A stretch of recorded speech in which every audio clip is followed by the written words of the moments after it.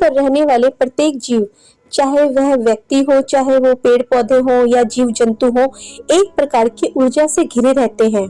मैं आपके सामने एक नई जानकारी के साथ आई हूँ और इस वीडियो को देखने के बाद आपको ये जरूर पता लगेगा कि भाई हमारे शरीर के अंदर इतनी चमत्कारिक ऊर्जा है जिसके बारे में शायद हमने इससे पहले कभी सोचा होगा।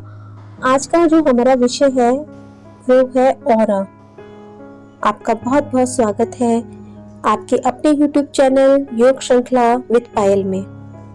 जब भी किसी व्यक्ति से मिलते हैं तो उसके व्यक्तित्व की एक आकर्षण शक्ति होती है जो हमें उसकी ओर खींच लेती है, या समझ लीजिए कि उसके अंदर से जो ऊर्जा निकल रही होती है वह हमें अपनी ओर आकर्षित करती है। वहीं दूसरी ओर अगर हम किसी से मिलते हैं तो किसी किसी व्यक्तित्व के अंदर एक नकारात्मक ऊर्जा होती है और उसके पास से एक अजीब सी दुर्गंध भी आती है। इसी को हम ऑरा कहते हैं। तो प्रकृति के अंदर एक अजीब सी चुंबकीय शक्ति होती है, से हम ऑरा के नाम से जानते हैं, जिससे निरंतर ऊर्जा का उत्सर्जन होता रहता है। इसे प्राण ऊर्जा, आभा मंडल या प्रभा मंडल भी कहा जाता है।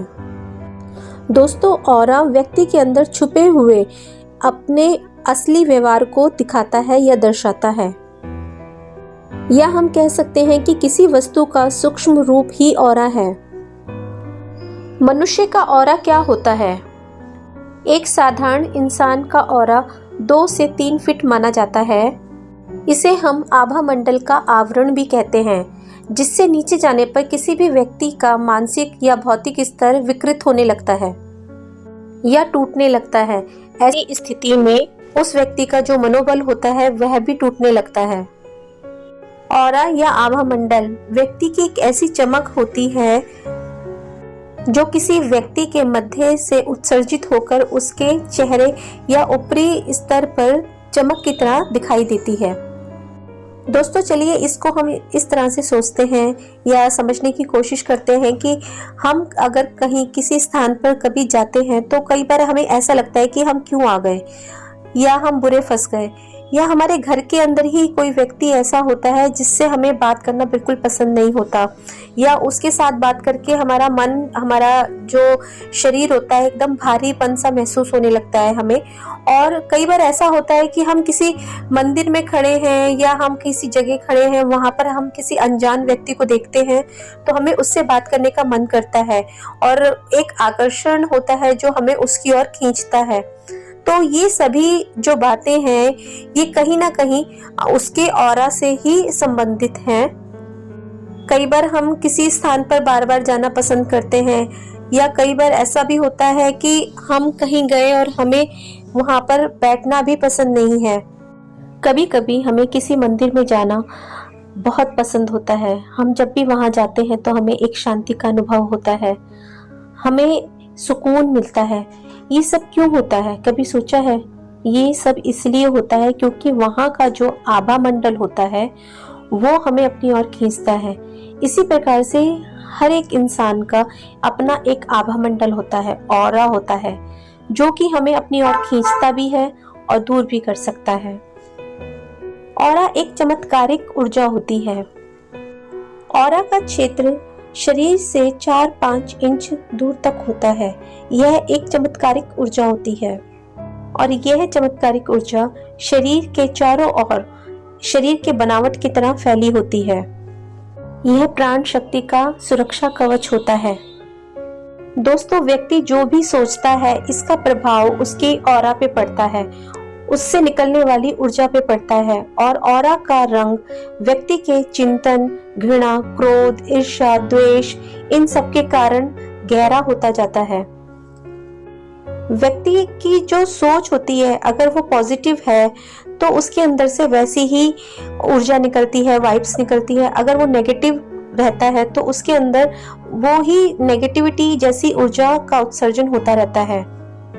जो भी व्यक्ति दुखी होता है या किसी से घृणा करता है या उसके मन ही मन में किसी से द्वेष जैसी भावना चलती रहती है तो उससे निकलने वाली ऊर्जा उसको कमजोर बनाती रहती है। उसका शरीर भी रोगग्रस्त हो जाता है। उसे मन से निकलने वाली अशांति उसके ऑरे को प्रभावित करती जाती है। जिससे धीरे धीरे उसका शरीर और ऑरा दोनों ही कमजोर हो जाते हैं। जिससे होता यह है कि बैक्टीरिया या वायरस उसके शरीर में प्रवेश करके उसको रोगग्रस्त बना देते हैं।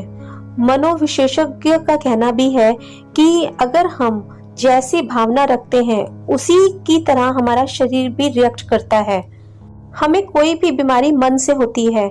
अगर हम अपने मन में सोच लें कि हम कमजोर हैं तो हमारा शरीर भी बीमारियों से घिरने लगता है।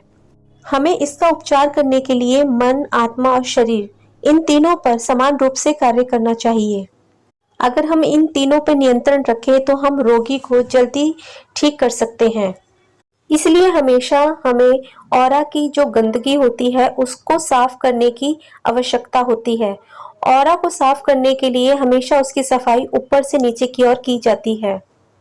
अगर ऑरा की सफाई ठीक तरीके से होती है तो रोगी को एक बेचैनी सी महसूस होती है और धीरे धीरे उसे नींद आनी शुरू हो जाती है। इसलिए हर व्यक्ति को अपने अंदर बनने वाले ऑरा को पहचानने की जरूरत है। जब व्यक्ति को इन सब बातों का ज्ञान हो जाता है तो उसका जीवन प्यार से, खुशी, आनंद और एक आध्यात्मिकता से भर जाता है। उसे अपने जीवन के अंदर सच्ची खुशी और शांति का अनुभव होने लगता है। आप एक अच्छी सोच, दान और लोक कल्याण करके अपने आभा मंडल को अच्छा बना सकते हैं। दोस्तों, अगर आप अध्यात्म से जुड़े हैं या आप के मन में अच्छे विचार आते हैं तो यकीनन ही आपका ऑरा एक बहुत ही मजबूत होगा। आप योग अभ्यास और मेडिटेशन करते हैं तो इससे भी आपका मन मजबूत होता है और आपका मन शांत रहता है और इससे आपको अपने आभा मंडल को मजबूत करने में सहायता मिलती है। तो आप सभी मुझे कमेंट में ज़रूर बताइए कि आपको ये वीडियो कैसी लगी और मैं इसी तरह से कुछ ऐसे तथ्य हैं जो आपके जीवन से संबंधित हैं और आपको हेल्प कर सकते हैं, मैं ज़रूर लेकर आऊँगी। और आशा करती हूँ कि आप सभी का ऑरा बहुत ही शक्तिशाली और प्रभावशाली रहे और इसके लिए आप भी निरंतर प्रयास करते हैं और मैं भी अपनी तरफ से कुछ ना कुछ जरूर लेकर आती हूँ।